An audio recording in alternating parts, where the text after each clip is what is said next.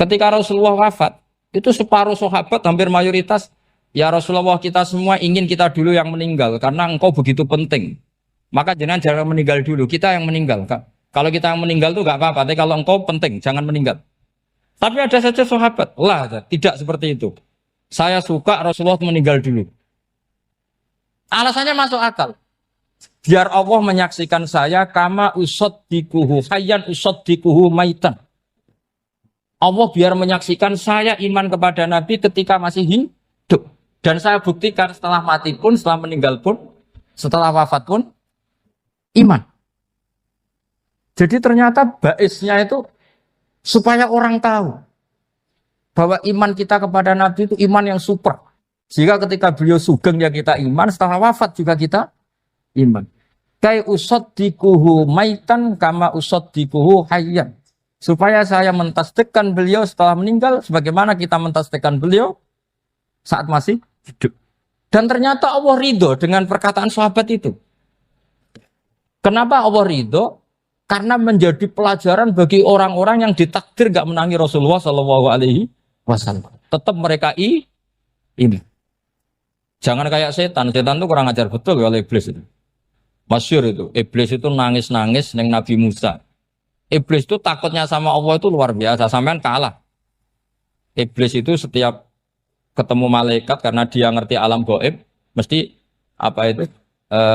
Kama sali syaitani id qala lil insani kfur falamma kafara qala inni bari'um minka inni akhafu wa rabbal alamin. Jadi setan iblis itu paling sering bilang inni akhafu wa rabbal alamin karena iblis itu tahu surga, tahu neraka, tahu kekuasaannya Allah. Jadi takutnya sama Allah luar biasa.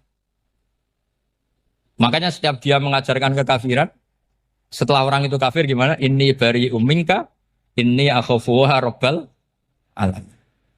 Saking takutnya sama Allah, suatu saat iblis ini datangi Nabi Musa.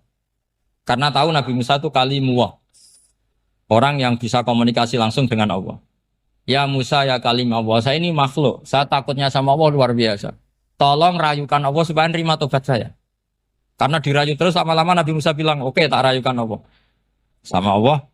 Karena Musa kekasihnya, ya Allah iblis punya ingin tobat. Tolong dikasih hak tobat. Kata Allah, oke. Dia bisa tobat. Asal mau sujud di makamnya Nabi Adam. Karena kesalahannya dia gak mau sujud sama Nabi. Semenang Nabi Musa karena ada cara untuk iblis menjadi tobat. Dikasih tahu sama Nabi Musa. Alhamdulillah kamu diterima tobatnya. Syaratnya apa? Sujud ke kuburannya Nabi Adam. Wah iblis gak tahu aslinya terus. Asjuduhu maitan wa qatla asjuduhu hayyan. Zaman urip aku ora gelem, mbok wis mati. Oh dasar setan itu. Zaman urip aku ora gelem wis mati mbok kon sujud. Kumat maksudnya terus ya sudah terus sampai sekarang akhirnya. Kalau sekarang sudah tidak mungkin lagi karena nggak ada Nabi Musa. Jadi ijtihadnya sahabat melihat wafatnya Rasulullah itu beda-beda dan ternyata semuanya diridhoni Allah. Karena ternyata yang suka Nabi wafat dulu adalah ingin supaya umat Islam tetap mencintai beliau. Iman sama beliau, tasdik sama beliau. Sebagaimana tasdik zaman sugeng. Makanya kita harus mencintai guru-guru kita. Uhibbuhu maitan kama uhibbuhu hayyan. Saya sampai sekarang itu ya merasa Mbah Mun itu tidak meninggal. Saya masih merasa kalau bapak saya tidak meninggal. Karena kita mencintai beliau-beliau ketika hidup dan ketika wafat itu sah. Karena beliau-beliau sama kita juga seperti itu.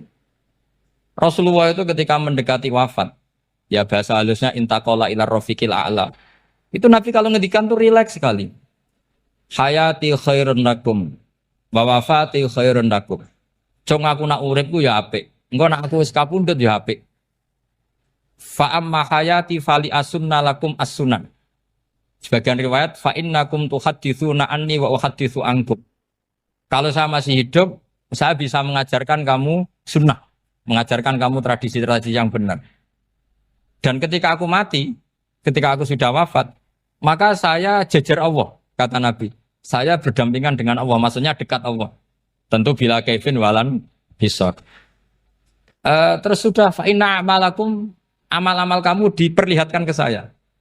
Belum yang saya sudah dekat Allah, kalau amal kamu baik, saya muji Allah. Kalau amal kamu buruk, saya langsung mintakan ampun kepada Allah. Jadi Nabi rileks sekali. Artinya saya hidup bagus karena bisa ngajarkan kamu as-sunan wa syara'i'. Kalau saya wafat karena saya dekat Allah. Kalau kamu baik, saya muji Allah. Kalau kamu buruk, saya mintakan ampun kepada guru-guru kita juga seperti itu. Justru setelah wafat, beliau-beliau punya kesempatan dekat sama Allah, dekat sama Al-Mala'il A'la sehingga mendoakan apa? Nah terus kata Sayyid Muhammad, wala taqulu lima yuqtalu fi sabilillahi amwat. Kamu jangan pernah berkeyakinan atau berpendapat atau berkomentar kalau orang-orang yang mati fi sabilillah adalah berstatus apa? Mati, amwat. Kalah. Terus kata Sayyid Muhammad, hadza li amati syuhada. Ketentuan ini bagi umumnya syuhada. Artinya gini, umumnya syuhada saja tidak berstatus amwat. Apalagi hadza Rasulullah, sayyidul syuhada, sayyidul anbiya, sayyidul mursalin. Tentu tidak pernah berstatus amwat. Ya saya ulang lagi ya, jadi zaman cara berpikir, amatus syuhada, syuhada yang umum saja berstatus hidup. Tidak boleh distatuskan amwat. Apalagi Rasulullah itu sayyidus syuhada, sayyidul anbiya. Maka status beliau pasti hayyun la yamut. Pasti beliau itu hidup tidak. Dan karena beliau itu asfaq, sangat sayang kepada kita, sebagaimana zaman beliau hidup itu sayang kepada kita, sampai nangis-nangis minta hak syafaat, maka setelah meninggalkan pun beliau pasti sayang kita dan pasti berusaha supaya kita diampuni oleh Allah Subhanahu wa ta'ala. Sehingga ada sahabat yang tadi berpendapat kalau saya nggak masalah Nabi wafat dulu. Supaya Allah menyaksikan saya usaddiquhu maitan kama usaddiquhu hayyan.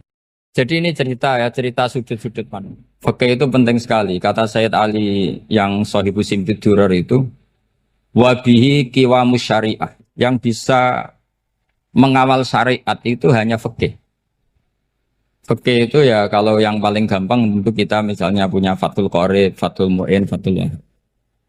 Tapi yang faham betul, mesti faham itu ngelotok setengah hafal.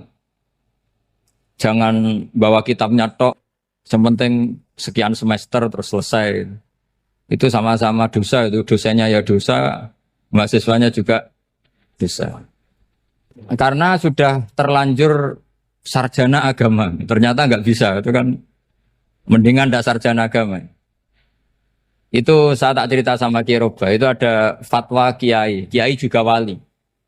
Suatu saat ada penyanyi dangdut top terkenal di Indonesia itu. Itu nyanyi dangdut. Ya penyanyi ya dai. Entah itu hakikat, entah majas, tidak tahu. Itu Kiai itu fatwanya lucu. Kalau kamu datangi dia pas main dangdut, masih saya beri izin. Tapi kalau datangi dia pas pengajian, itu tak larang. Kan santrinya jadi eskal. Ini pas pengajian dilarang, pas dangdutan kok malah dapat izin. Tapi bukan berarti halal ya, dapat izin. Dapat izin kan potensinya bisa karena dilarang lah ya tetap belerot. Terus suatu saat si santri ini setengah wali, tidak wali tapi setengah. Lama-lama itu memahami gurunya. Memahami gurunya ternyata sirinya begini.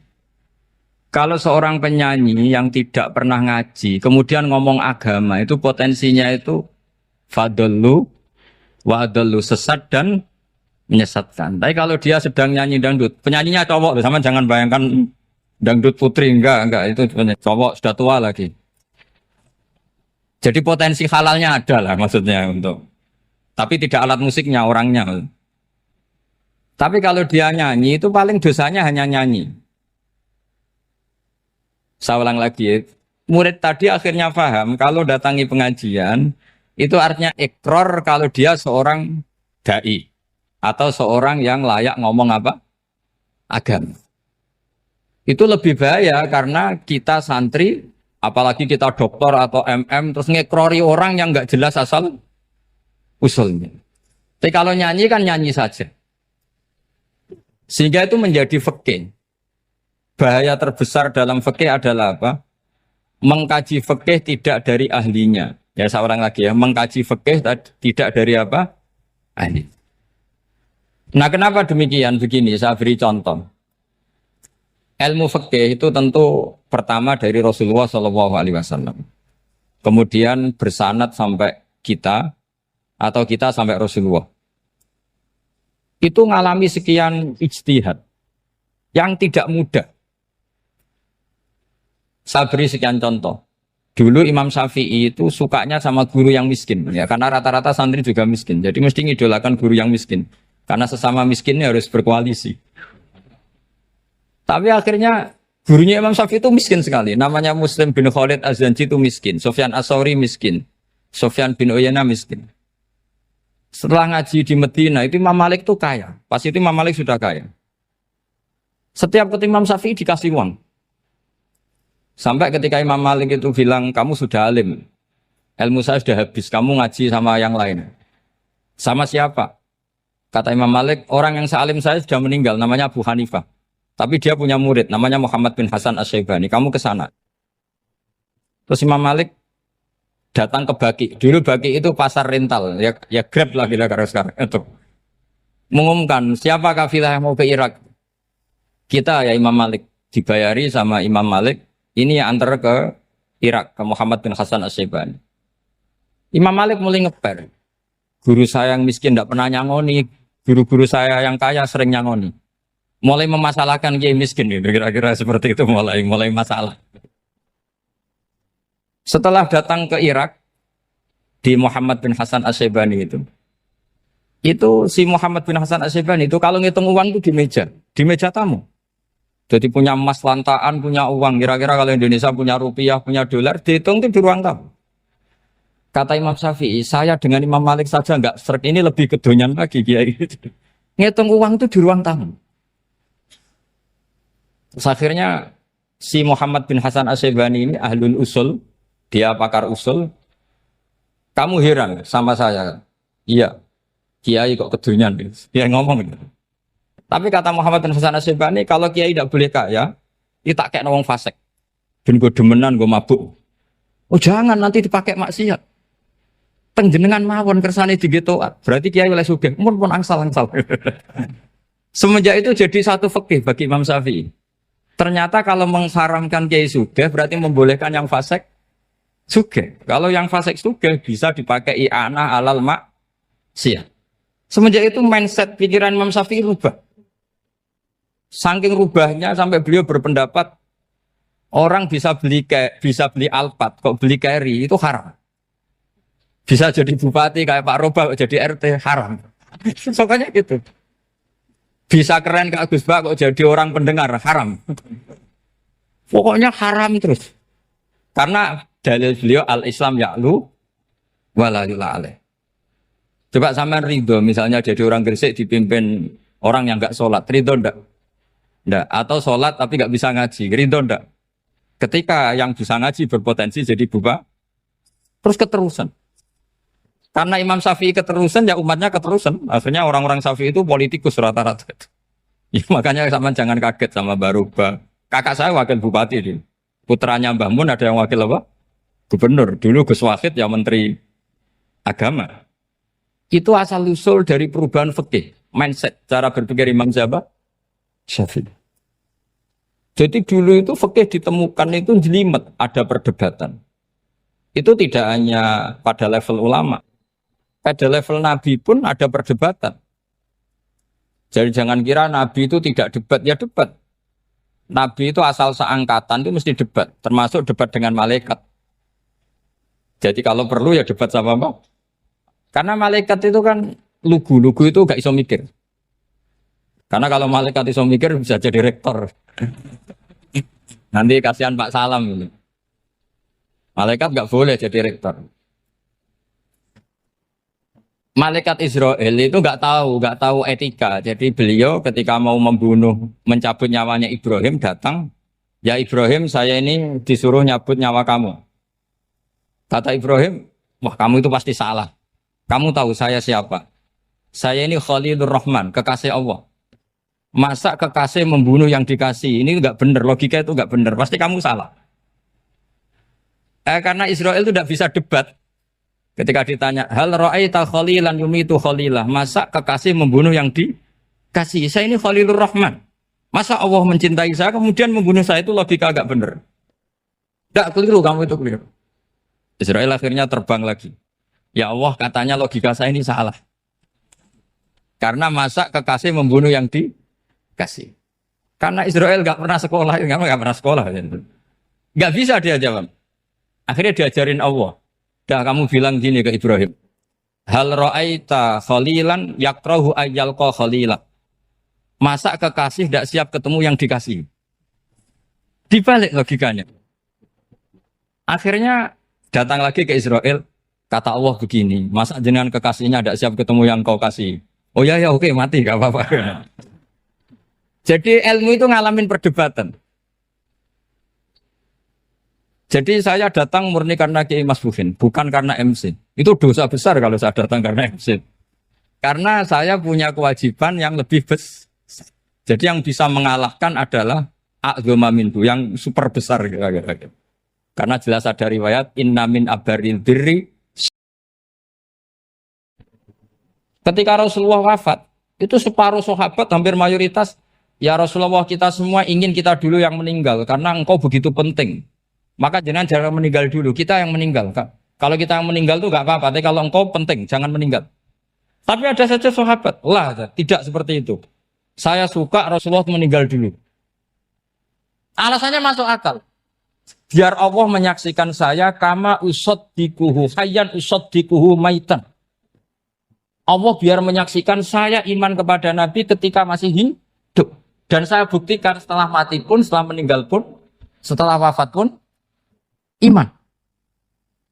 Jadi ternyata baisnya itu supaya orang tahu bahwa iman kita kepada Nabi itu iman yang super. Jika ketika beliau sugeng ya kita iman, setelah wafat juga kita iman. Kai usaddikuhu maitan kama usaddikuhu hayyan. Supaya saya mentasdikkan beliau setelah meninggal sebagaimana kita mentasdikkan beliau saat masih hidup. Dan ternyata Allah ridho dengan perkataan sahabat itu. Kenapa Allah ridho? Karena menjadi pelajaran bagi orang-orang yang ditakdir gak menangi Rasulullah SAW. Tetap mereka ini.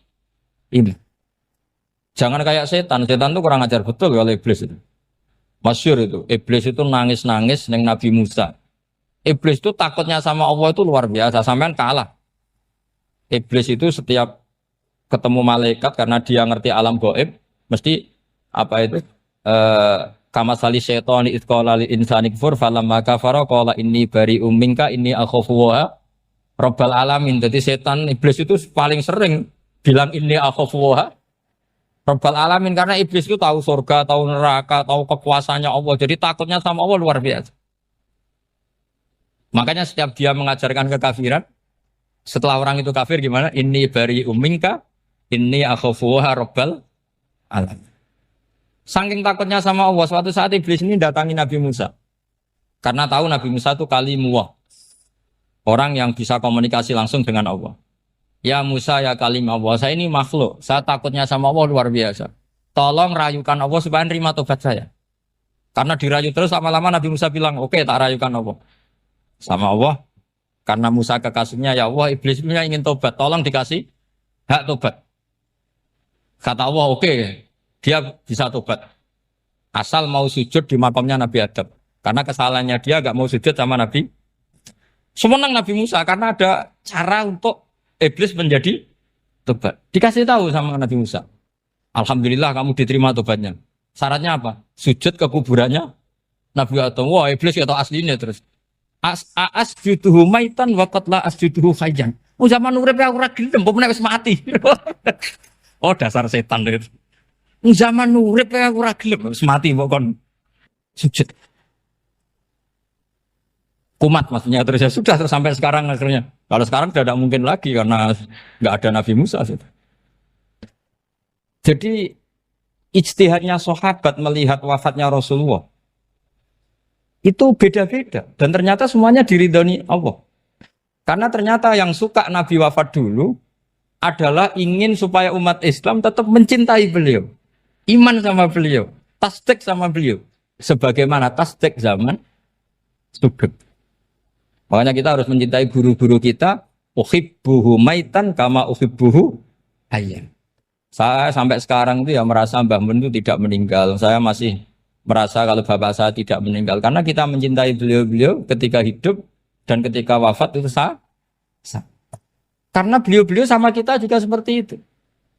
Rasulullah itu ketika mendekati wafat, ya bahasa halusnya intaqala ila rafiqil a'la. Itu Nabi kalau ngedikan tuh rileks sekali. Hayati khairun lakum wa wafati khairun lakum. Cung aku nak uripku ya apik. Engko nak aku wis kapundhut ya apik.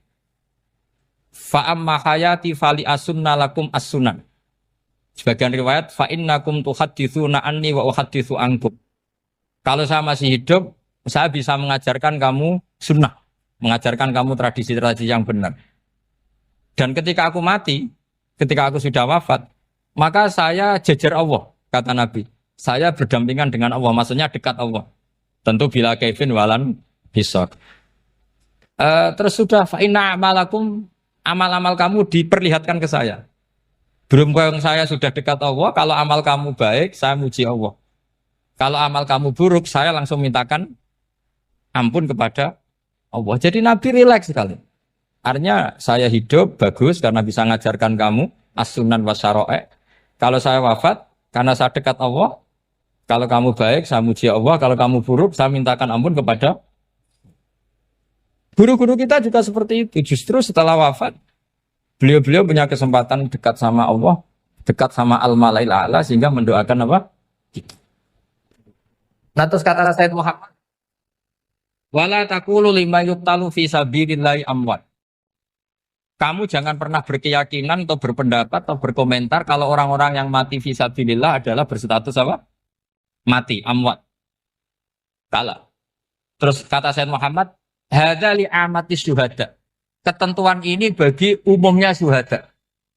Artinya gini, umumnya syuhada saja tidak berstatus amwat. Apalagi hadza Rasulullah, sayyidus syuhada, sayyidul anbiya, sayyidul mursalin. Tentu tidak pernah berstatus amwat. Ya saya ulang lagi ya, jadi zaman cara berpikir amatus syuhada, syuhada yang umum saja berstatus hidup, tidak boleh distatuskan amwat. Apalagi Rasulullah itu sayyidus syuhada, sayyidul anbiya. Maka status beliau pasti hayyun la yamut, pasti beliau itu hidup tidak. Dan karena beliau itu asfaq, sangat sayang kepada kita, sebagaimana zaman beliau hidup itu sayang kepada kita, sampai nangis-nangis minta hak syafaat, maka setelah meninggalkan pun beliau pasti sayang kita dan pasti berusaha supaya kita diampuni oleh Allah Subhanahu wa ta'ala. Sehingga ada sahabat yang tadi berpendapat kalau saya nggak masalah Nabi wafat dulu. Supaya Allah menyaksikan saya usaddiquhu maitan kama usaddiquhu hayyan. Jadi ini cerita ya, cerita sudut-sudut mana. Fikih itu penting sekali. Kata Sayyid Ali yang Shahibu Simtud Durar itu, wabihi qiwamus syariah. Yang bisa mengawal syariat itu hanya fikih. Fikih itu ya kalau yang paling gampang untuk kita misalnya punya Fathul Qorib, Fathul Mu'in, Fathul Wahab. Tapi yang faham betul, mesti faham itu ngelotok setengah hafal. Jangan bawa kitabnya tok, sementing sekian semester terus selesai. Itu sama-sama dosa, itu dosanya ya dosa, mahasiswanya juga dosa. Karena sudah terlanjur sarjana agama, ternyata nggak bisa, itu kan mendingan ndak sarjana agama. Itu saya tak cerita sama Kiai Roba, itu ada fatwa Kiai juga wali. Suatu saat ada penyanyi dangdut top terkenal di Indonesia itu nyanyi dangdut. Ya penyanyi ya dai. Entah itu hakikat, entah majas, tidak tahu. Itu Kiai itu fatwanya lucu. Kalau kamu datangi dia pas main dangdut, masih saya beri izin. Tapi kalau datangi dia pas pengajian, itu tak larang. Kan santrinya jadi eskal. Ini pas pengajian dilarang, pas dangdutan kok malah dapat izin. Tapi bukan berarti halal ya, dapat izin. Dapat izin kan potensinya bisa karena dilarang lah ya tetap belerot. Terus suatu saat si santri ini setengah wali, tidak wali tapi setengah. Lama-lama itu memahami gurunya. Memahami gurunya ternyata sirinya begini. Kalau seorang penyanyi yang tidak pernah ngaji, kemudian ngomong agama, itu potensinya itu fadlu Wa adallu sesat dan menyesatkan. Tapi kalau dia sedang nyanyi dangdut, penyanyinya cowok, sama jangan bayangkan dangdut putri, enggak, itu cowok sudah tua lagi. Jadi potensi halalnya ada lah maksudnya untuk, tapi tidak alat musiknya, orangnya. Tapi kalau dia nyanyi itu paling dosanya hanya nyanyi. Saya ulang lagi, murid tadi akhirnya paham kalau datangi pengajian itu artinya ikror kalau dia seorang dai atau seorang yang layak ngomong apa? Agama. Itu lebih bahaya karena kita santri, apalagi kita doktor atau MM, terus ngekrori orang yang nggak jelas asal usulnya. Tapi kalau nyanyi kan nyanyi saja. Sehingga itu menjadi fikih. Bahaya terbesar dalam fikih adalah apa? Mengkaji fikih tidak dari ahlinya. Ya seorang lagi ya, mengkaji fikih tidak dari apa? Ahli. Nah kenapa demikian? Begini, saya beri contoh. Ilmu fikih itu tentu pertama dari Rasulullah SAW. Kemudian bersanad sampai kita, atau kita sampai Rasulullah. Itu mengalami sekian ijtihad yang tidak mudah. Saya beri sekian contoh. Dulu Imam Syafi'i itu sukanya sama guru yang miskin. Ya, karena rata-rata santri juga miskin. Jadi mesti ngidolakan guru yang miskin. Karena sesama miskinnya harus berkoalisi. Tapi akhirnya gurunya Imam Syafi'i itu miskin sekali. Namanya Muslim bin Khalid Az-Zanji itu miskin. Sufyan As-Sauri miskin. Sufyan bin Uyainah miskin. Setelah ngaji di Medina itu Imam Malik itu kaya. Pas itu Imam Malik sudah kaya. Setiap ketemu Imam Syafi'i dikasih uang. Sampai ketika Imam Malik itu bilang, kamu sudah alim. Ilmu saya sudah habis. Kamu ngaji sama yang lain. Sama siapa? Kata Imam Malik, orang yang sealim saya sudah meninggal, namanya Abu Hanifah. Tapi dia punya murid, namanya Muhammad bin Hasan Asy-Syaibani. Kamu ke sana. Terus Imam Malik datang ke Baki. Dulu Baki itu pasar rental. Ya Grab lah kira-kira sekarang. Itu. Mengumumkan, siapa kafilah yang mau ke Irak?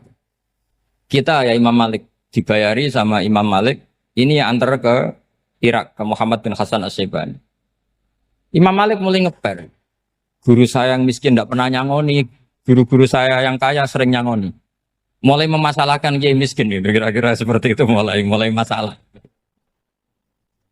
Setelah datang ke Irak di Muhammad bin Hasan Asy-Syaibani itu si Muhammad bin Hasan Asy-Syaibani itu kalau ngitung uang itu di meja tamu. Jadi punya emas lantaan, punya uang. Kira-kira kalau Indonesia punya rupiah, punya dolar, dihitung itu di ruang tamu. Kata Imam Syafi'i, saya dengan Imam Malik saja enggak serik, ini lebih kedonyan lagi kiai. Ngitung uang itu di ruang tamu.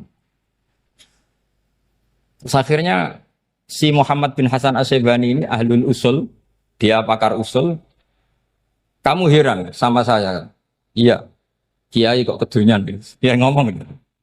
Tapi kata Muhammad bin Hasan Asy-Syaibani, kalau kiai tidak boleh kaya, dia tak kayak wong fasik. Ben gue demenan, gue mabuk. Oh jangan, nanti dipakai maksiat. Penjenengan mawon kersane digetoat. Berarti kiai oleh sugih, pun angsal-angsal. Semenjak itu jadi satu fikih bagi Imam Syafi'i. Ternyata kalau mengharamkan kiai sugih berarti membolehkan yang fasik sugih. Kalau yang fasik sugih bisa dipakai i'anah alal maksiat. Semenjak itu mindset pikiran Imam Syafi'i rubah. Saking rubahnya sampai beliau berpendapat orang bisa beli Alphard, kok beli carry itu haram.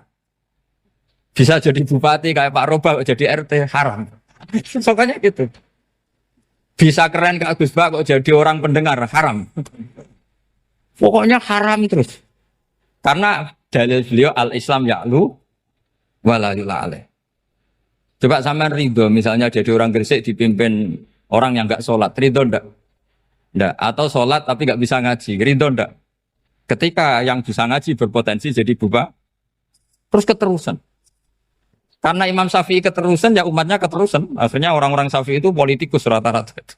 Ya, makanya sama jangan kaget sama Baruba. Kakak saya wakil bupati ini. Putranya Mbah Mun ada yang wakil apa?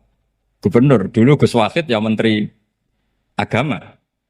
Itu asal usul dari perubahan fikih, mindset, cara berpikir Imam Syafi'i. Jadi dulu itu fikih ditemukan itu jelimet, ada perdebatan. Itu tidak hanya pada level ulama. Pada level Nabi pun ada perdebatan. Jadi jangan kira Nabi itu tidak debat, ya debat. Nabi itu asal seangkatan itu mesti debat, termasuk debat dengan malaikat. Jadi kalau perlu ya debat sama apa? Karena malaikat itu kan lugu-lugu itu gak iso mikir. Karena kalau malaikat iso mikir bisa jadi rektor. Nanti kasihan Pak Salam gitu. Malaikat gak boleh jadi rektor. Malaikat Israel itu nggak tahu etika. Jadi beliau ketika mau membunuh, mencabut nyawanya Ibrahim datang, ya Ibrahim saya ini disuruh nyabut nyawa kamu. Kata Ibrahim, wah kamu itu pasti salah. Kamu tahu saya siapa? Saya ini Khalilur Rahman, kekasih Allah. Masa kekasih membunuh yang dikasih? Ini nggak benar, logika itu nggak benar. Pasti kamu salah. Karena Israel itu tidak bisa debat. Ketika ditanya, hal ra'aita khalilan yumitu khalilah, masa kekasih membunuh yang dikasih? Saya ini Khalilur Rahman. Masa Allah mencintai saya kemudian membunuh saya, itu logika agak benar. Tidak keliru, kamu itu keliru. Israel akhirnya terbang lagi. Ya Allah, katanya logika saya ini salah. Karena masa kekasih membunuh yang dikasih. Karena Israel nggak pernah sekolah, nggak pernah sekolah. Nggak bisa dia jawab. Akhirnya diajarin Allah. Dah kamu bilang gini ke Ibrahim. Hal ra'aita khalilan yakrahu ayyalqa khalila. Masa kekasih tidak siap ketemu yang dikasih.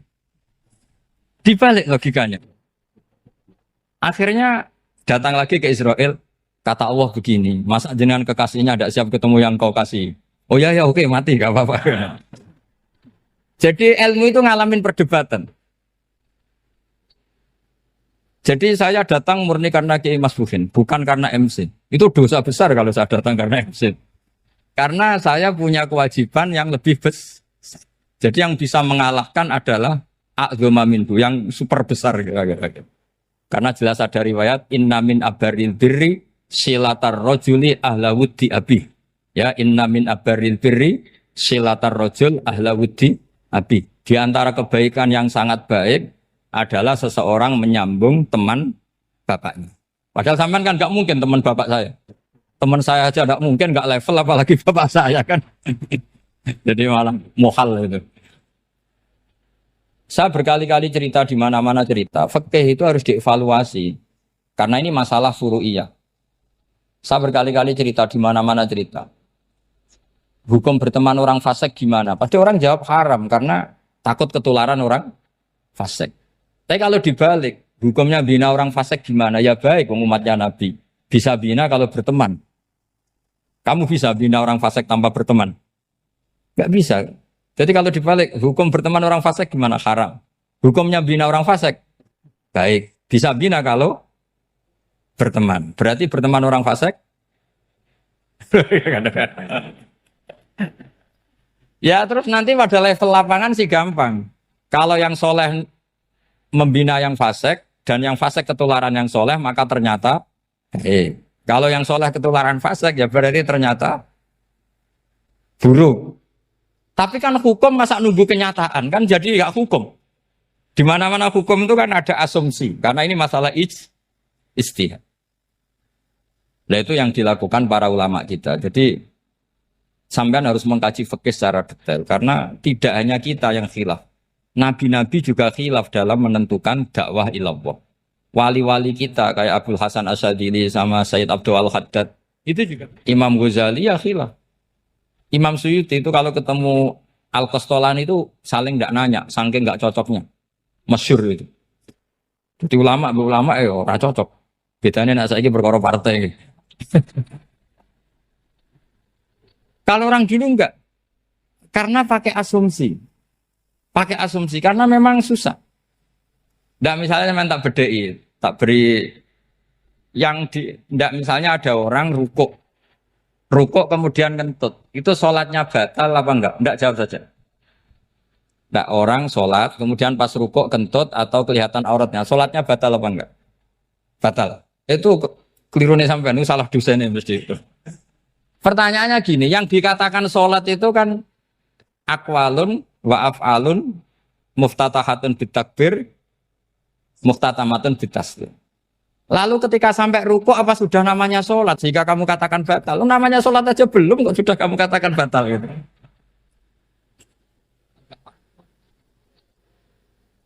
Iya kan? Jadi kalau aku mau sholat pas rukuk ngetut batal atau ora? Mestinya jawaban yang benar, ya ora sholat jadinya gitu.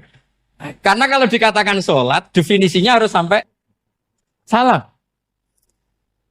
Tapi kan kita nggak mungkin ngomong seperti itu kan dianggap majnun. Padahal itu yang benar, yang punya kecerdasan. Nah makanya pertanyaannya, fikih itu ngikuti bahasa awam apa bahasa istilah? Kalau ngikuti bahasa awam ya kayak tadi, sholat kok pas rukuk kentut maka batal. Sebenarnya yang batal itu sholatnya apa rukuknya? Nah makanya terjadi perdebatan. Kalau yang pakar-pakar usuli itu salah istilah itu nggak mau. Saya ulang lagi, kalau pakar-pakar usuli itu salah istilah itu nggak mau. Terus misalnya tak beri contoh lagi. Kalau imam itu sudah salam pertama itu yang rukun kan salam pertama. Berarti setelah salam pertama imam sudah keluar dari sholat apa belum? Yakin? Ya sudah. Sekarang sama tak bedai. Lalu makmum itu kesunatan langsung berdiri apa nunggu imam salam kedua? Enggak, jawab satu. Nunggu salam kedua kan? Nah, itu kriminalnya sampai Anda itu. Kriminalnya begini. Berarti Anda bergantung sama orang yang sudah tidak sholat. Kata kamu setelah salam pertama dia sudah tidak sholat. Berarti kamu menginstruksikan makmum berhubungan dengan orang yang sudah tidak sholat. Karena sudah keluar dari sholat ketika salam pertama. Kalau kamu di debat gitu gimana jawabnya? Pusing kan?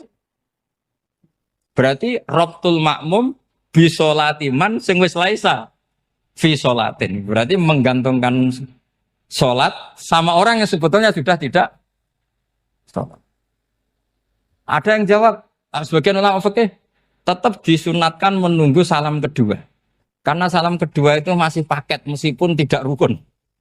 Dia paketnya selesai. Tapi selalu pertanyaannya gini, lalu setelah salam pertama itu imam masih sholat gak?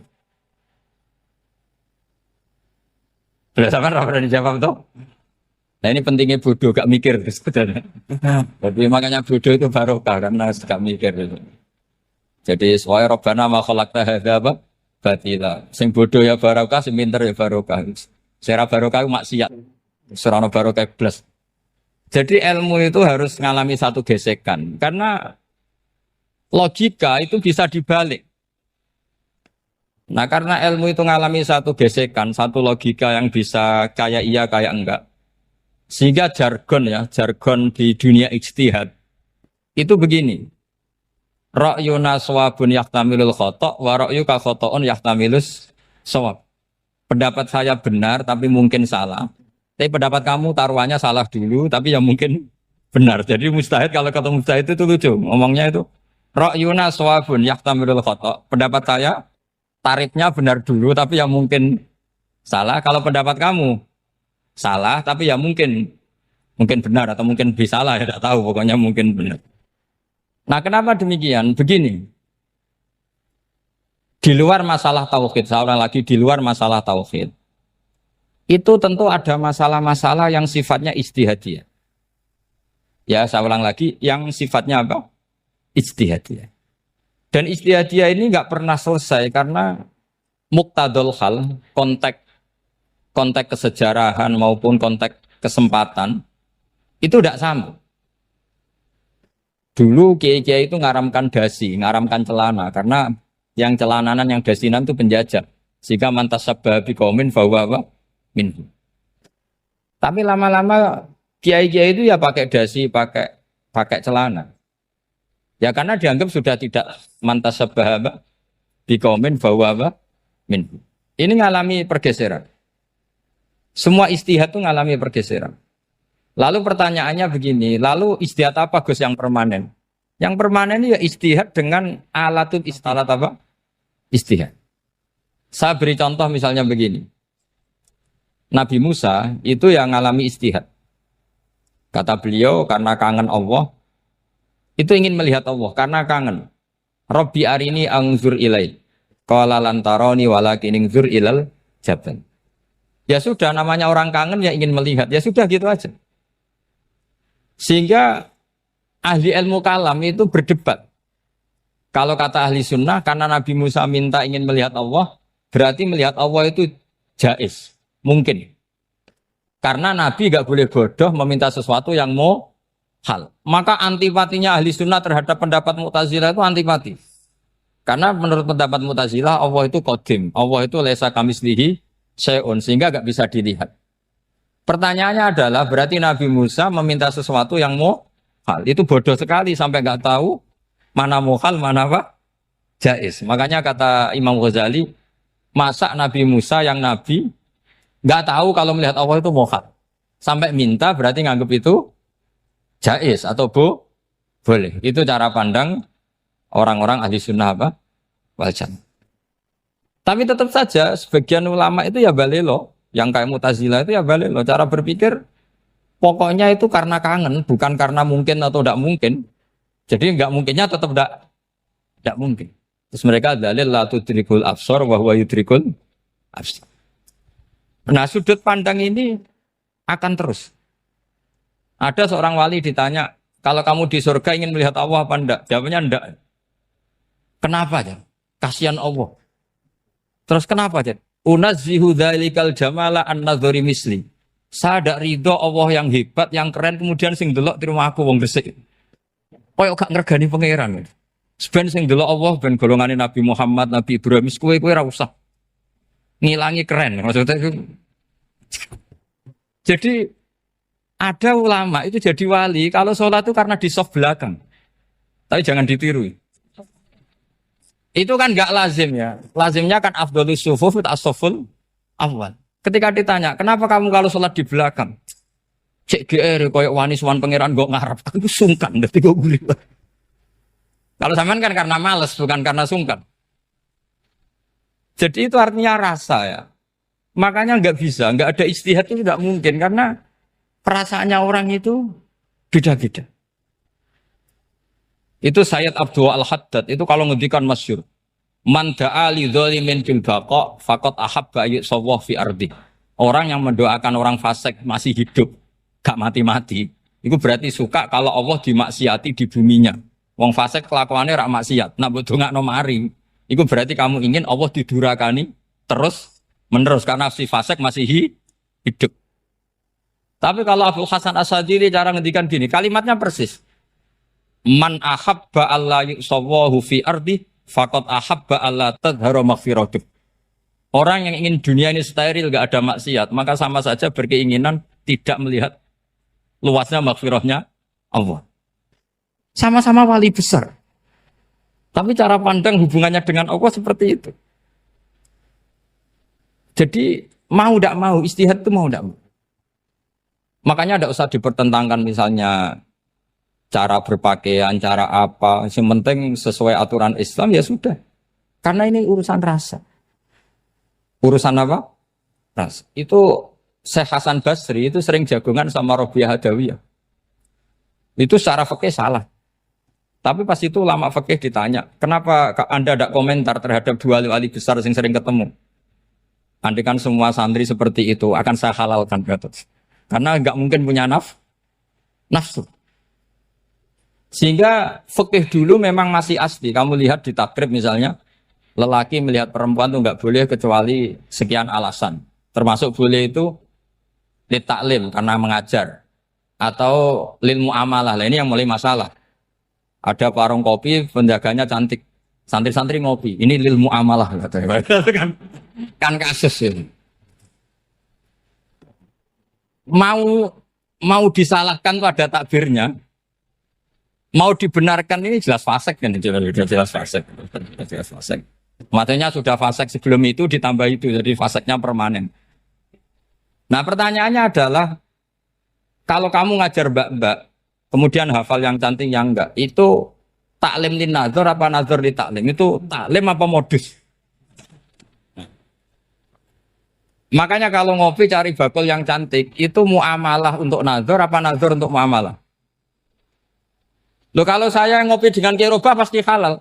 Karena begini, berjalan saja, bareng capek, nggak tahu itu warungnya siapa, terus berhenti ngopi. Kebetulan bakulnya cantik. Lah itu mungkin halal karena kan saya tidak milih-milih.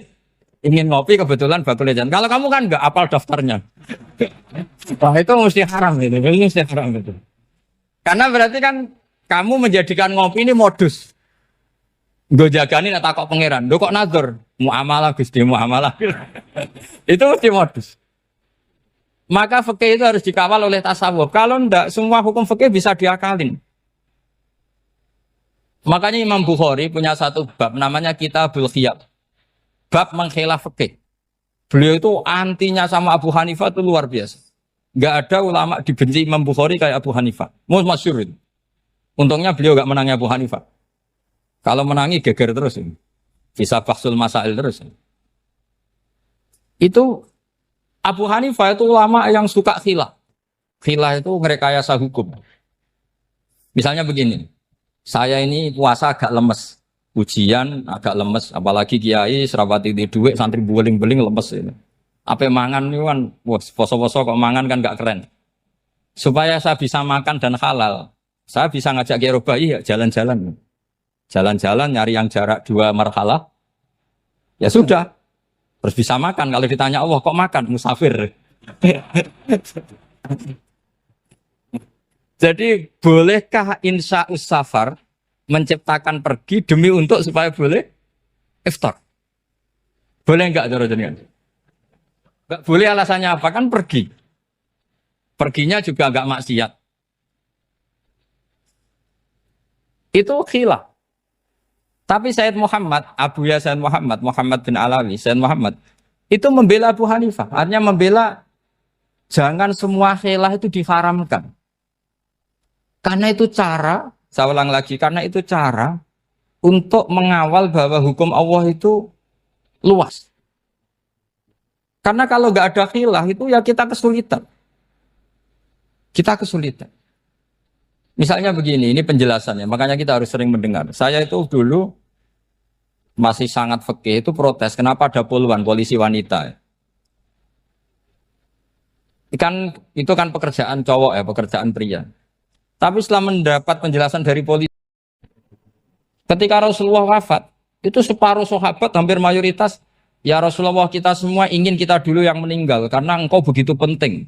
Maka jangan meninggal dulu, kita yang meninggal, Kak. Kalau kita yang meninggal itu gak apa-apa, tapi kalau engkau penting, jangan meninggal. Tapi ada saja sahabat, tidak seperti itu. Saya suka Rasulullah meninggal dulu. Alasannya masuk akal. Biar Allah menyaksikan saya, kama usaddikuhu hayyan usaddikuhu maitan. Allah biar menyaksikan saya iman kepada Nabi ketika masih hidup. Dan saya buktikan setelah mati pun, setelah meninggal pun, setelah wafat pun, iman. Jadi ternyata baisnya itu supaya orang tahu bahwa iman kita kepada Nabi itu iman yang super. Jika ketika beliau sugeng ya kita iman, setelah wafat juga kita iman. Kai usaddikuhu maitan kama usaddikuhu hayyan. Supaya saya mentasdikkan beliau setelah meninggal sebagaimana kita mentasdikkan beliau saat masih hidup. Dan ternyata Allah ridho dengan perkataan sahabat itu. Kenapa Allah ridho? Karena menjadi pelajaran bagi orang-orang yang ditakdir gak menangi Rasulullah SAW. Tetap mereka ini. Jangan kayak setan. Setan itu kurang ajar betul oleh iblis itu. Masyhur itu. Iblis itu nangis-nangis neng Nabi Musa. Iblis itu takutnya sama Allah itu luar biasa. Sampean kalah. Iblis itu setiap ketemu malaikat karena dia ngerti alam gaib, mesti apa itu? Kama sali syaitani idqala lil insani kfur falamma kafara qala inni bari'um minka inni akhafu wa rabbal alamin. Jadi setan iblis itu paling sering bilang inni akhafu wa rabbal alamin karena iblis itu tahu surga, tahu neraka, tahu kekuasaannya Allah. Jadi takutnya sama Allah luar biasa. Makanya setiap dia mengajarkan kekafiran, setelah orang itu kafir gimana? Inni bari'um minka inni akhafu wa rabbal alamin. Saking takutnya sama Allah, suatu saat iblis ini datangi Nabi Musa. Karena tahu Nabi Musa itu kalimullah. Orang yang bisa komunikasi langsung dengan Allah. Ya Musa ya kalimah Allah, saya ini makhluk. Saya takutnya sama Allah luar biasa. Tolong rayukan Allah supaya nerima tobat saya. Karena dirayu terus lama-lama Nabi Musa bilang, oke, tak rayukan Allah. Sama Allah, Karena Musa kekasihnya, ya Allah, iblisnya ingin tobat, tolong dikasih hak tobat. Kata Allah, oke, dia bisa tobat. Asal mau sujud di makamnya Nabi Adam. Karena kesalahannya dia gak mau sujud sama Nabi.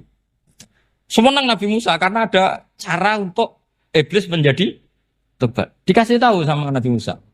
Alhamdulillah kamu diterima tobatnya.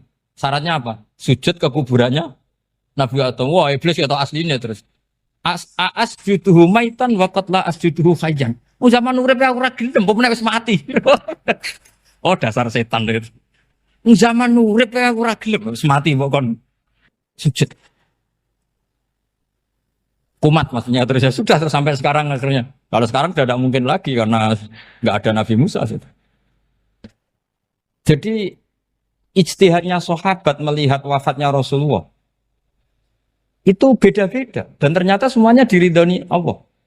Karena ternyata yang suka Nabi wafat dulu adalah ingin supaya umat Islam tetap mencintai beliau, iman sama beliau, tasdik sama beliau, sebagaimana tasdik zaman sugeng. Makanya kita harus mencintai guru-guru kita. Uhibbuhu maitan kama uhibbuhu hayyan. Saya sampai sekarang itu ya merasa Mbah Mun itu tidak meninggal. Saya masih merasa kalau bapak saya tidak meninggal. Karena kita mencintai beliau-beliau ketika hidup dan ketika wafat itu sama. Karena beliau-beliau sama kita juga seperti itu. Rasulullah itu ketika mendekati wafat, ya bahasa halusnya intaqala ila rafiqil a'la. Itu Nabi kalau ngedikan tuh rileks sekali. Hayati khairun lakum wa wafati khairun lakum. Cung aku nak uripku ya apik. Engko nak aku wis kapundhut ya apik. Fa amma hayati fali asunna lakum as-sunan. Sebagian riwayat fa innakum tuhadditsuna anni wa uhadditsu ankum. Kalau saya masih hidup, saya bisa mengajarkan kamu sunnah, mengajarkan kamu tradisi-tradisi yang benar. Dan ketika aku mati, ketika aku sudah wafat, maka saya jejer Allah, kata Nabi. Saya berdampingan dengan Allah, maksudnya dekat Allah. Tentu bila kaifin walan hisab. Terus sudah fa'inna amalakum, amal-amal kamu diperlihatkan ke saya. Belum yang saya sudah dekat Allah, kalau amal kamu baik, saya muji Allah. Kalau amal kamu buruk, saya langsung mintakan ampun kepada Allah. Jadi Nabi rileks sekali. Artinya saya hidup bagus karena bisa mengajarkan kamu as-sunan wa syara'i'. Kalau saya wafat karena saya dekat Allah, kalau kamu baik saya muji Allah, kalau kamu buruk saya mintakan ampun kepada. Guru-guru kita juga seperti itu. Justru setelah wafat beliau-beliau punya kesempatan dekat sama Allah, dekat sama al-malail a'la sehingga mendoakan apa? Nah terus kata Sayyid Muhammad, wala taqulu lima yuqtalu fi sabilillahi amwat. Kamu jangan pernah berkeyakinan atau berpendapat atau berkomentar kalau orang-orang yang mati fi sabilillah adalah berstatus apa? Mati, amwat. Kalah. Terus kata Sayyid Muhammad, hadza li amatis syuhada. Ketentuan ini bagi umumnya syuhada. Artinya gini, umumnya syuhada saja tidak berstatus amwat. Apalagi hadza Rasulullah, sayyidul syuhada, sayyidul anbiya, sayyidul mursalin. Tentu tidak pernah berstatus amwat. Ya saya ulang lagi ya, jadi zaman cara berpikir amatus syuhada, syuhada yang umum saja berstatus hidup, tidak boleh distatuskan amwat. Apalagi Rasulullah itu sayyidus syuhada, sayyidul anbiya. Maka status beliau pasti hayyun la yamut, pasti beliau itu hidup tidak.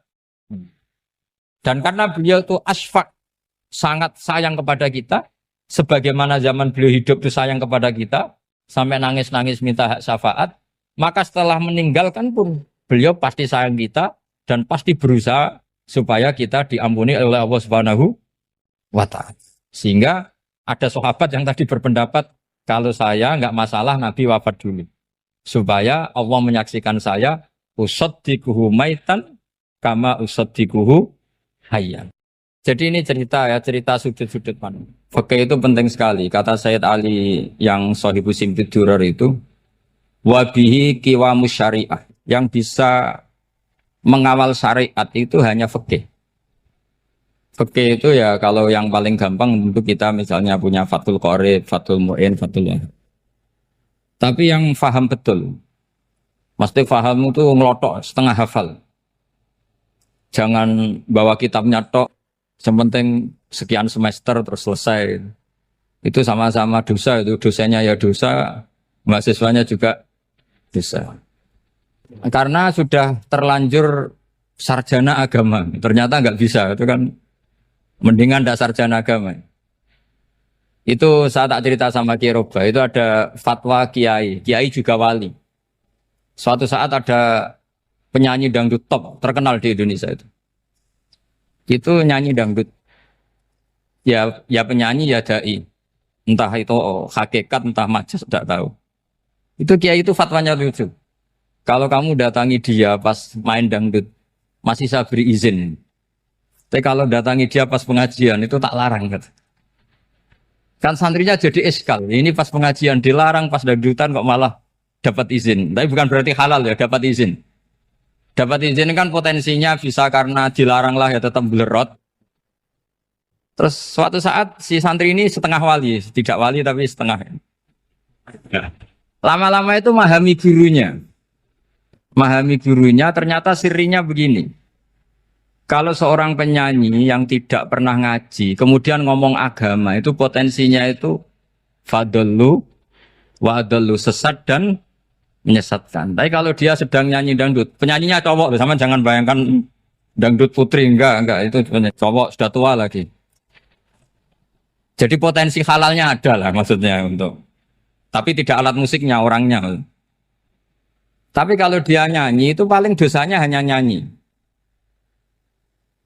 Saya ulang lagi, murid tadi akhirnya paham kalau datangi pengajian itu artinya ikror kalau dia seorang dai atau seorang yang layak ngomong apa? Agama. Itu lebih bahaya karena kita santri, apalagi kita doktor atau MM terus ngekrori orang yang nggak jelas asal usulnya. Tapi kalau nyanyi kan nyanyi saja. Sehingga itu menjadi fikih. Bahaya terbesar dalam fikih adalah apa?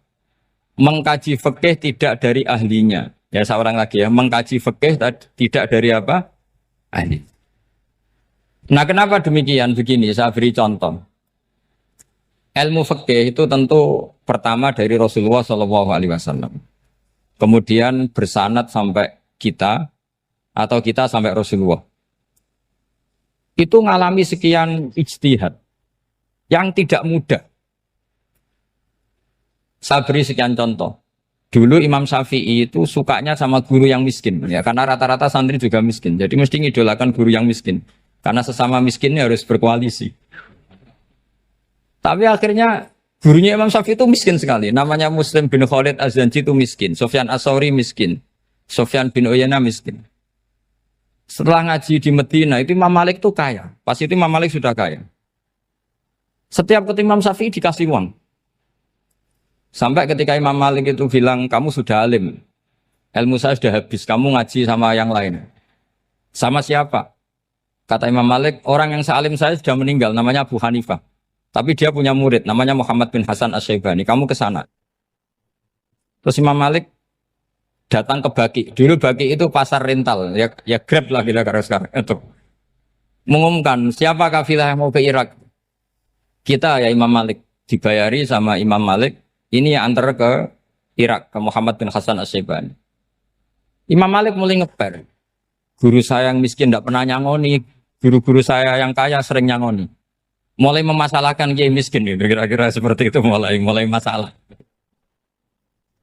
Setelah datang ke Irak di Muhammad bin Hasan Asy-Syaibani itu si Muhammad bin Hasan Asy-Syaibani itu kalau ngitung uang itu di meja tamu. Jadi punya emas lantaan, punya uang. Kira-kira kalau Indonesia punya rupiah, punya dolar, dihitung itu di ruang tamu. Kata Imam Syafi'i, saya dengan Imam Malik saja enggak seret, ini lebih kedonyan lagi kiai. Ngitung uang itu di ruang tamu. Terus akhirnya si Muhammad bin Hasan Asy-Syaibani ini ahlul usul, dia pakar usul. Kamu heran sama saya? Iya, kiai kok kedonyan. Dia ngomong gitu. Tapi kata Muhammad bin Hasan Asy-Syaibani, kalau kiai tidak boleh kaya, itu tak kayak wong fasik. Dan gue demenan, gue mabuk. Oh jangan, nanti dipakai maksiat.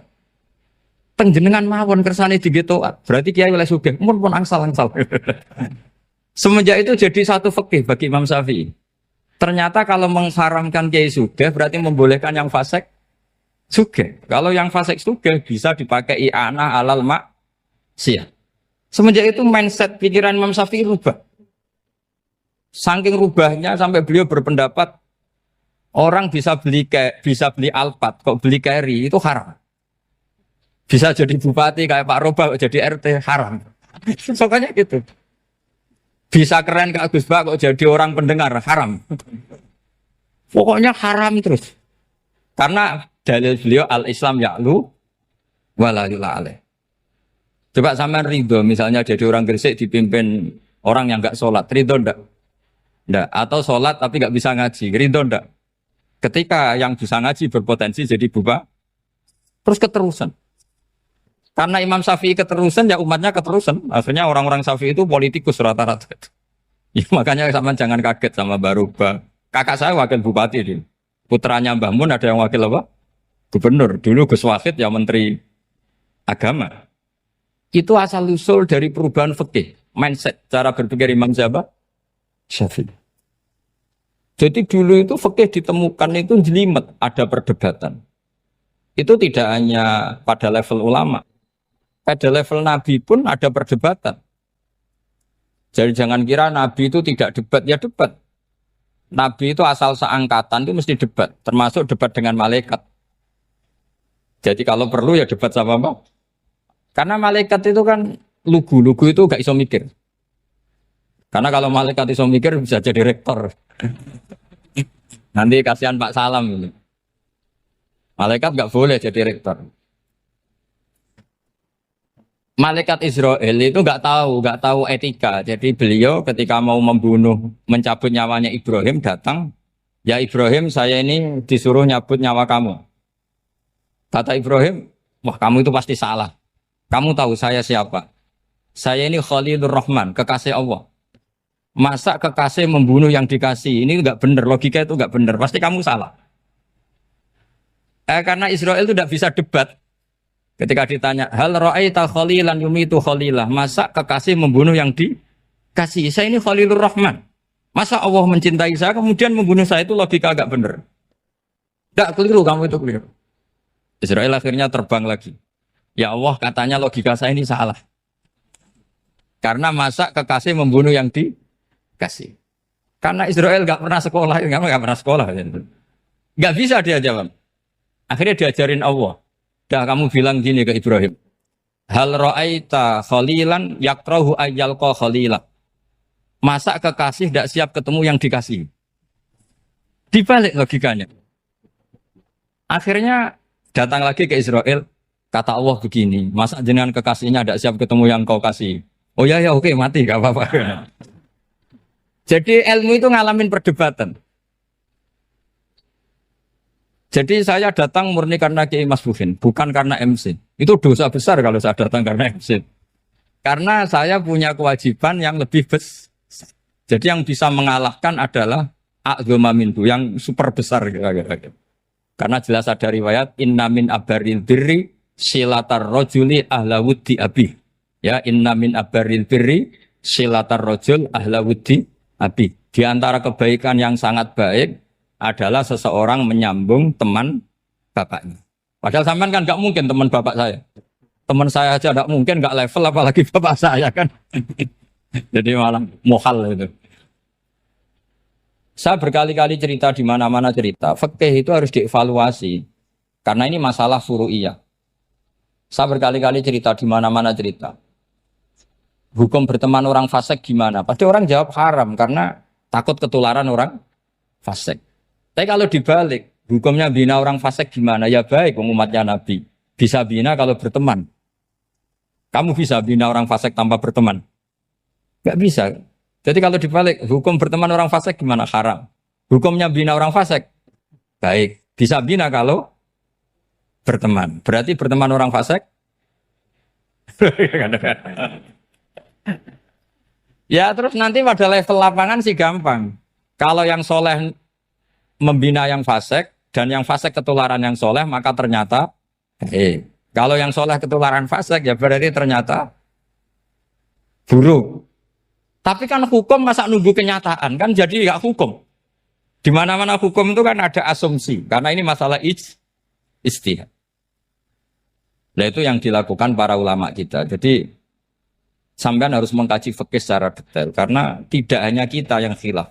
Nabi-nabi juga khilaf dalam menentukan dakwah ilallah. Wali-wali kita kayak Abdul Hasan Asyadili sama Sayyid Abdul Al-Haddad itu juga. Imam Ghazali ya khilaf. Imam Suyuti itu kalau ketemu Al-Qastolani itu saling tidak nanya, saking nggak cocoknya. Masyhur itu. Jadi ulama ya ora cocok. Bedanya nak saiki perkara partai. Kalau orang gini enggak. Karena pakai asumsi. Pakai asumsi karena memang susah. Enggak misalnya memang tak bedai, tak beri yang di enggak misalnya ada orang rukuk. Rukuk kemudian kentut. Itu sholatnya batal apa enggak? Enggak, jawab saja. Enggak, orang sholat kemudian pas rukuk kentut atau kelihatan auratnya, sholatnya batal apa enggak? Batal. Itu keliru nih sampean, itu salah dosennya mesti itu. Pertanyaannya gini, yang dikatakan sholat itu kan akwalun wa af'alun muftatahatun bitakbir muftatamatun bitaslim. Lalu ketika sampai rukuk apa sudah namanya sholat sehingga kamu katakan batal? Namanya sholat aja belum kok sudah kamu katakan batal gitu.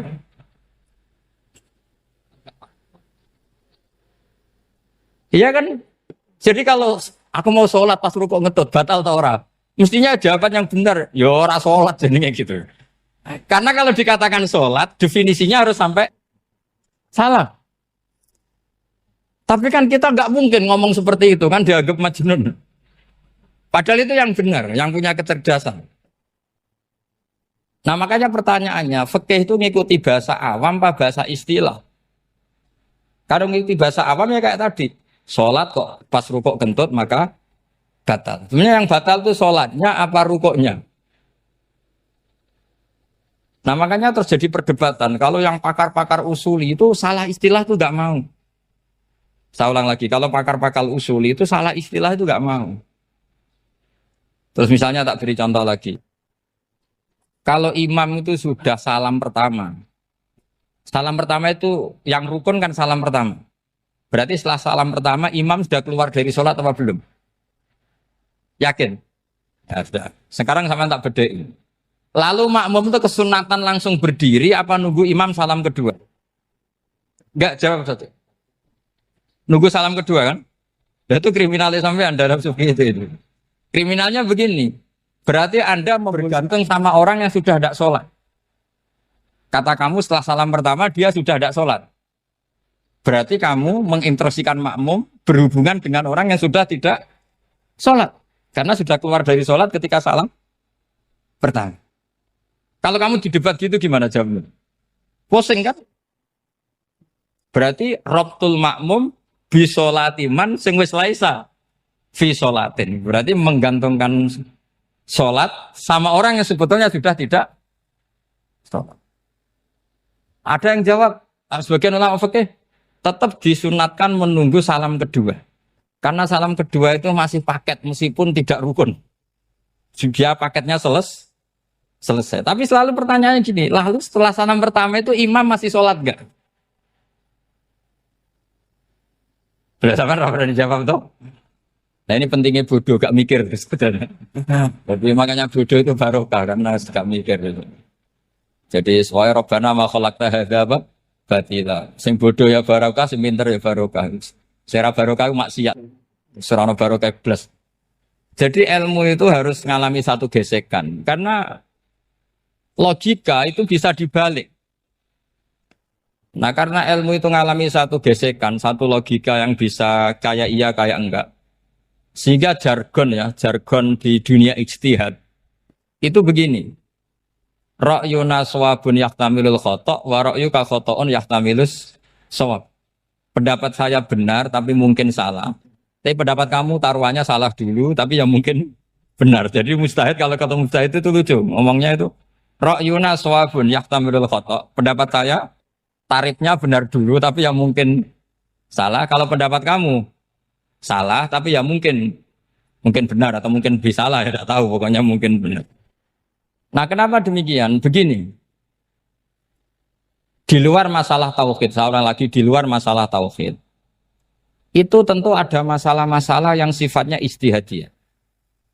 Ya, saya ulang lagi, yang sifatnya apa? Ijtihadiyah. Dan ijtihadiyah ini nggak pernah selesai karena muqtadul hal, konteks kesejarahan maupun konteks kesempatan itu tidak sama.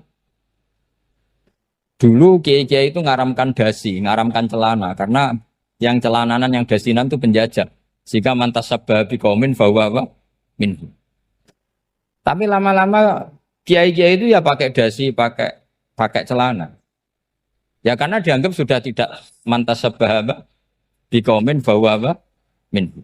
Ini ngalami pergeseran. Semua istihad itu ngalami pergeseran. Lalu pertanyaannya begini, lalu istihad apa Gus yang permanen? Yang permanen ya istihad dengan alatut istihad apa? Istihad. Saya beri contoh misalnya begini. Nabi Musa itu yang ngalami istihad. Kata beliau karena kangen Allah, itu ingin melihat Allah karena kangen. Rabbi arini anzur ilai. Qala lan tarani walakin anzur ilal jabal. Ya sudah namanya orang kangen ya ingin melihat, ya sudah gitu aja. Sehingga ahli ilmu kalam itu berdebat. Kalau kata ahli sunnah, karena Nabi Musa minta ingin melihat Allah, berarti melihat Allah itu jaiz, mungkin. Karena Nabi gak boleh bodoh meminta sesuatu yang mau hal. Maka antipatinya ahli sunnah terhadap pendapat Mu'tazilah itu antipati. Karena menurut pendapat Mu'tazilah, Allah itu qadim. Allah itu laisa kamislihi syai'un, sehingga gak bisa dilihat. Pertanyaannya adalah berarti Nabi Musa meminta sesuatu yang mau hal. Itu bodoh sekali sampai nggak tahu mana mau hal, mana apa? Jaiz. Makanya kata Imam Ghazali, masa Nabi Musa yang Nabi nggak tahu kalau melihat Allah itu mau hal. Sampai minta berarti nganggap itu jaiz atau boleh. Itu cara pandang orang-orang ahli sunnah apa? Wal jamaah. Tapi tetap saja sebagian ulama itu ya balelo. Yang kayak Mu'tazilah itu ya balik loh. Cara berpikir pokoknya itu karena kangen, bukan karena mungkin atau tidak mungkin. Jadi nggak mungkinnya tetap tidak mungkin. Terus mereka dalil la tudrikul absar wa huwa yudrikul absar. Nah sudut pandang ini akan terus. Ada seorang wali ditanya, kalau kamu di surga ingin melihat Allah apa enggak? Jawabnya enggak. Kenapa ya? Kasihan Allah. Terus kenapa ya? Unazzihu dzalikal jamala an-nadhari misli.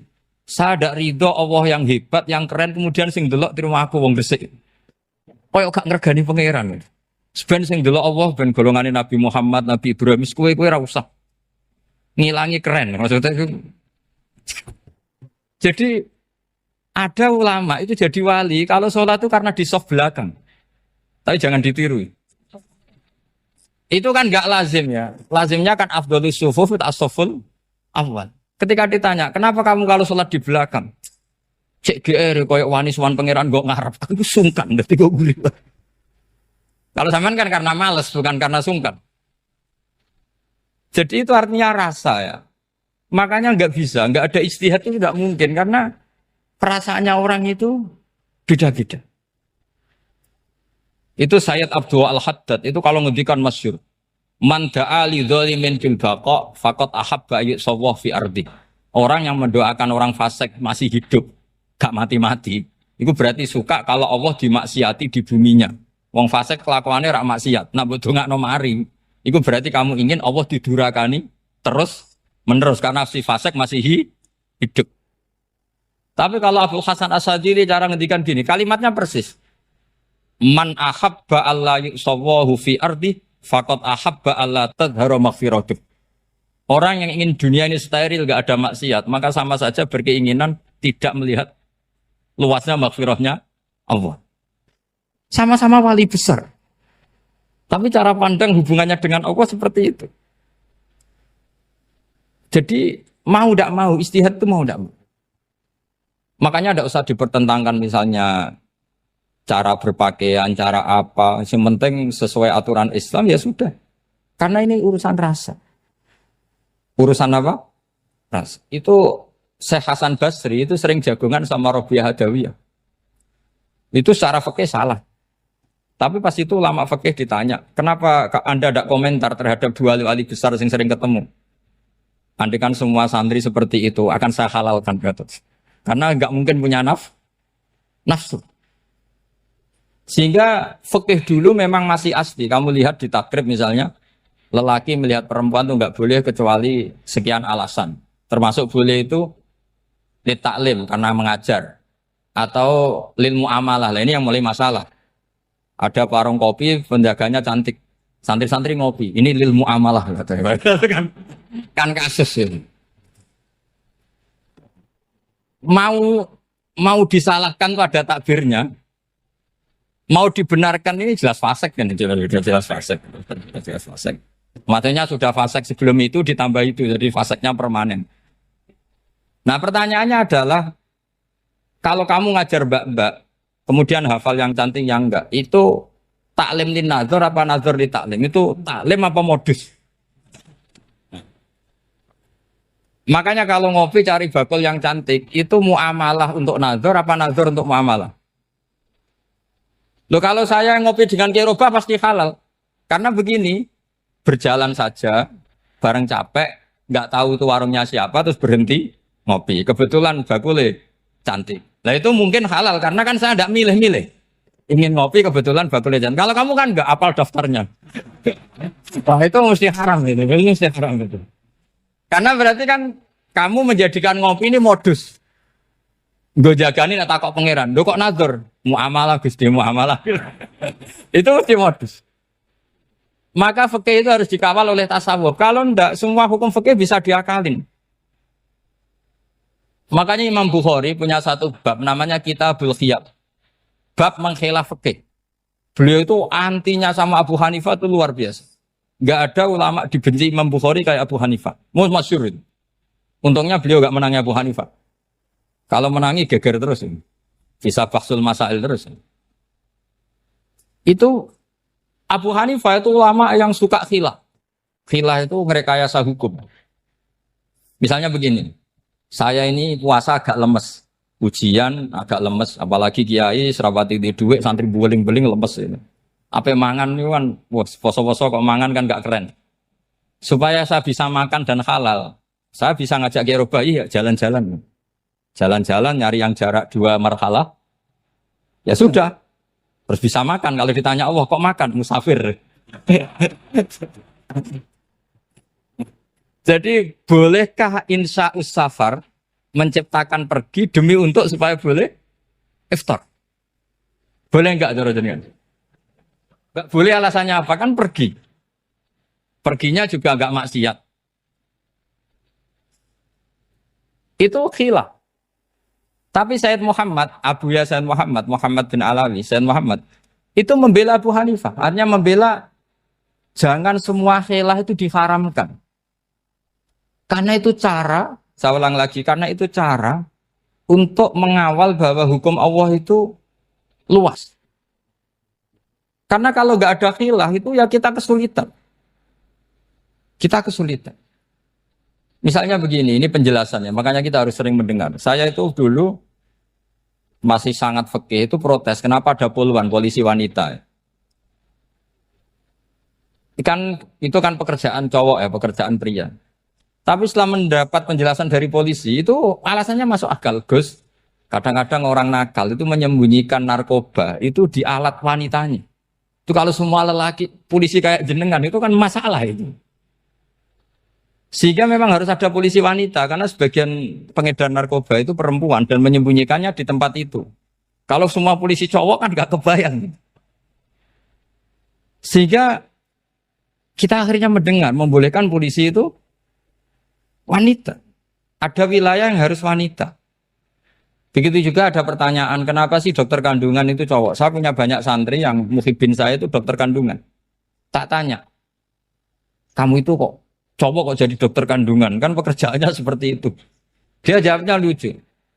Dari 10 yang tes jadi dokter kandungan, itu yang cewek itu lulus 2. Yang cowok lulus semua. Karena ketika cewek dites melihat ketuban pecah darah itu langsung pingsan. Sehingga yang secara psikologi dablek itu kan memang lelaki. Jadi serah wongnya sewakit santes. Kadang nggak lahir-lahir dinteni nang jopo rokokane santai. Itu kalau cewek yang jadi dokter kandungan itu nunggu jam 11, jam 4 sudah pingsan. Nah ini cerita, bukan berarti saya menghalalkan, enggak. Kita harus mendengar, saya ulang lagi, kita harus apa?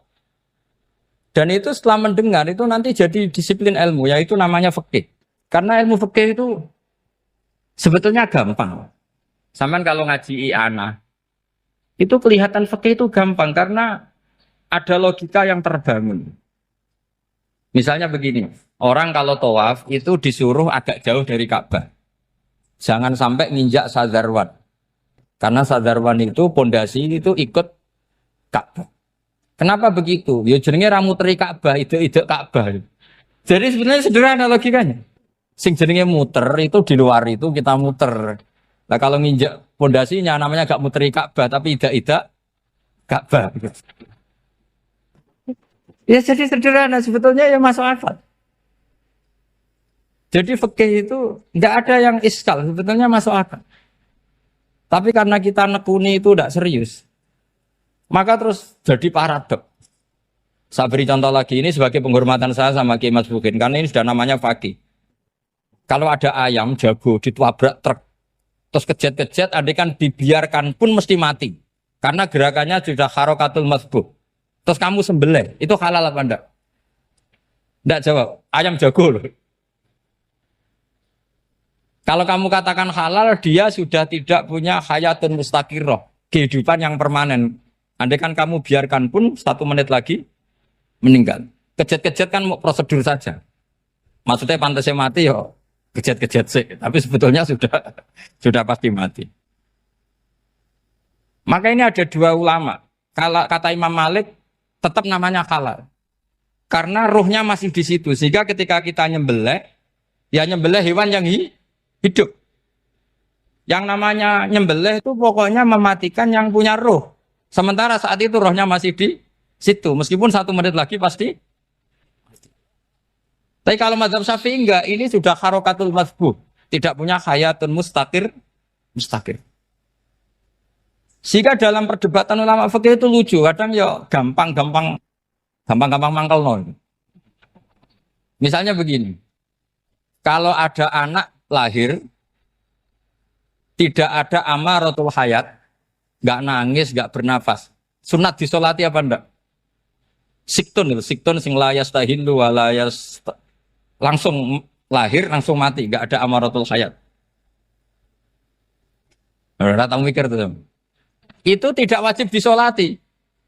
Alasannya, ya kan memang sholat alal mayit, kan tidak pernah hidup. Di mana-mana mayit itu setelah hidup, mati. Ini kan tidak pernah hidup. Namanya ya kit atau lahmin, ya potongan daging itu aja. Enggak. Jadi kadang fikih diwaca tenan jebule mangkel no. Terus ketika di kitab Minhajul Thalibin itu, kalau kamu keluar mani itu wajib mandi enggak? Wajib kan? Kalau keluar mani inzal itu kan wajib mandi. Nah kenapa nifas atau wiladah keluar bayi? Kenapa ibu-ibu kalau keluar bayi wajib mandi? Alasannya lucu. Li'annal walad maniyun pun akidun. Ini kan wis mani cuma mengkristal. Jadi kadang fikih mangkel. Apa ya? Sembrono itu masuk. Mosok wajib mandi wiladah itu karena apa? Li'annal walad maniyun mun akidun. Niku mani sing wis mengkristal. Mani sing wis jelalatan lah lahir nangis macam-macam. Jadi ternyata karena kenapa fikih butuh alasan nyari hadis tentang keluar anak mandi itu enggak ada yang sorry. Yang ada adalah tentang inzal. Innamal ma' minal. Akhirnya dicari-cari ternyata walad itu maniyun mun akidun. Lah ini problem fikih. Sampean harus siap dengan pelajaran seperti ini. Meskipun sampean mungkin wong priayi, tapi ini ilmu. Ya, saya ulang lagi, ini ilmu. Sehingga ulama itu mau tidak mau harus mau mendengar. Karena logika yang terbangun itu nunggu kalau mendengar. Kayak tadi. Nabi, malaikat Israel baru sadar. Masa kekasih bunuh yang dikasih. Masuk akal juga Israel. Kalau sama sampean sih nggak nerima tetap selonang-selonang ini masalah Ibrahim Khalilur Rahman. Sehingga kita di alasan fikih itu harus kita dengar. Saya dulu itu, saya sampai sekarang, itu sama kalau bayi lahir masih sudah berbentuk bayi, saya sendiri berpendapat sebaiknya disolatin. Kalau sudah berbentuk apa? Bayi, meskipun tidak apa? Tidak nangis, tidak ada amaratul hayat. Kan yang digugurkan itu wajibnya, bukan masalah boleh dan tidak. Itu banyaklah perdebatan ulama di bab itu. Saya beri contoh lagi perdebatan ulama. Ini contoh-contoh fikih karena ini khusus penghormatan status fakih tadi. Itu kalau ada orang mati, jenazah itu. Jenazah itu kalau sholat, itu kan umumnya jenazah di depan, kita nyolati di belakang. Itu yang mengatakan begitu ya tidak punya alasan. Ya taunya mulai dulu begitu, di mana-mana nyolati jenazah, jenazahnya di depan. Tapi di kitab Mahali jelas diterangkan, kata kaul sani tidak wajib. Alasannya ya lucu, fa'indal janazah laisat bi imamin. Jenazah itu tidak imam, kenapa harus di depan? Kan kacau kan?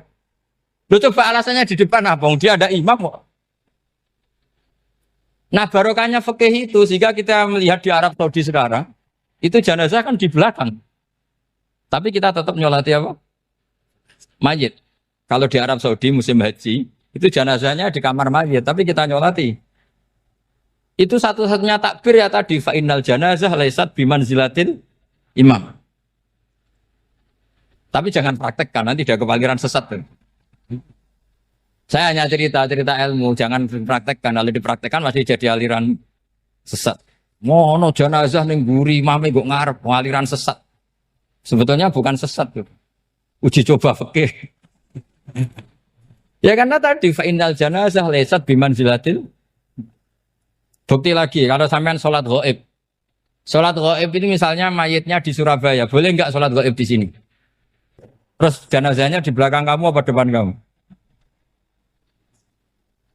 Nah ini kan fikih itu pokoknya gitu. Makanya standar furu'iyah itu susah. Karena perdebatannya itu mirip-mirip. Kayak iya, kayak tidak, kayak. Makanya dulu zaman sahabat, ada sahabat itu mencintai Rasulullah. Senengannya sowan. Bukti cinta sowan. Banyak juga yang sahabat bukti cinta Nabi itu tidak pernah sowan. Alasannya ganggu. Kenapa kamu jarang sowan Nabi? Saya sering jamaah sama Nabi, saya tidak pernah sowan. Kenapa? Ganggu. Biar Nabi kalau di rumah sama anak istrinya, saya tidak mau ganggu. Makanya saya termasuk kiai yang gak pati seneng disowani. Karena ya itu tadi. Kalau ngulang seneng saya, kalau disowani biasa saya. Kalau kiai roba itu nilai, nak pernah sepuh jadi rasuan nilai. Jadi beda, saya sering ditilai kiai sepuh. Tapi bahasanya tentu tidak sowan, tapi nopo nilai. Kalau sowan itu maka kan fikih itu seperti itu. Jadi ada disiplin, di situ ada disiplin ilmu. Yang kadang kita tidak cocok. Makanya Imam Syafi'i sendiri ngendikan kadang beliau dengan gurunya, dengan Imam Malik sampai ngarang ikhtilafu Malik. Beliau punya data yang beliau itu sedang nggak sama dengan gurunya, yaitu Imam siapa? Malik. Karena mindsetnya itu beda. Tidak sampai misalnya saya tanya, sholat itu harus menghadap kemana? Tidak, jawab saja. Kiblat kan. Ukurannya apa coba? Namanya madhep. Wajah apa dada? Imam Syafi'i milihnya dada. Sekarang praktekkan dalam dialog keseharian. Saya jagungan sama Kiai Roba seperti ini, terus wajah saya begini, madhep enggak? Nah itu masalah. Terus pertanyaannya, madhep dengan dada itu fis sholat apa fil qiyam?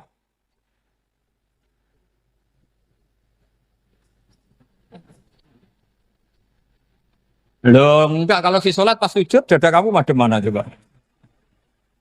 Kamu enggak pernah mikir kan? Ya madhep pakai dada itu kan kalau berdiri, kalau rukuk sama sujud.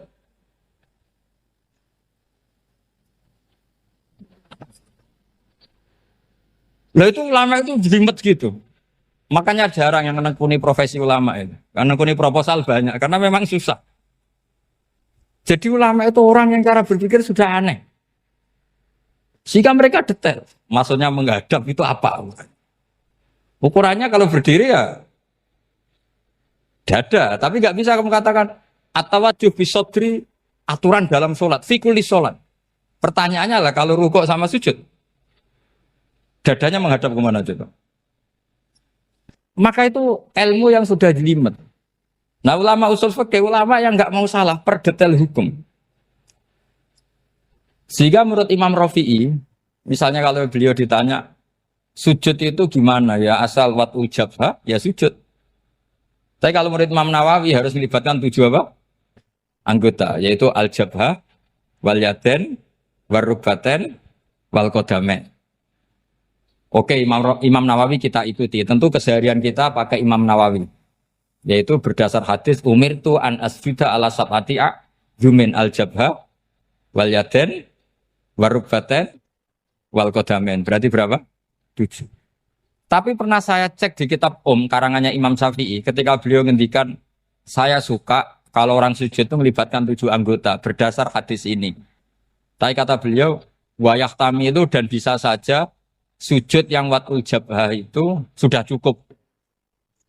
Terus kata Imam Syafi'i, limada, karena Nabi ketika sujud itu hanya ngendikan begini, sajadalaka wajhi wa sam'i wa basori. Gak ada di hadis wayadi, warubati, wakodami. Ya sudah akhirnya. Nah, itu sudut pandang. Terus gugatan kedua begini. Ada orang muslim yang sujud sama berhala. Untuk menjadi murtad itu harus 7 anggota apa cukup watul jabhah alal ardi? Untuk sah menjadi murtad itu. Untuk sah menjadi murtad cukup watul jabhah alal ardi harus 7 anggota. Untuk keabsahan murtadnya itu. Tidak jawab. Makanya ini tugas dosen-dosen ini meminterkan ini. Karena namanya sudah faqih. Faqih itu ahli fikih yang detail namanya faqih. Kalau ini mutafaqih. Jadi bukan tafakuha tapi tafakuha. Kayak tamarodon. Jadi wazannya nanti itu wal idhari ma laysa fil waqi'. Jadi ini bukan gojlok, ini memang marah saya ini. Jadi kalau sudah pakai gelar fakih, harus fakih betul. Nah, mohon kalau mengkaji fikih itu harus detail. Minimal takrib itu setengah hafal. Supaya konstruksi ilmu itu utuh. Saya sama lagi konstruksi ilmu itu. Karena ilmu itu mesti ada yang apa ya? Ya rodok setengah salah itu, tapi disalahno ora kena.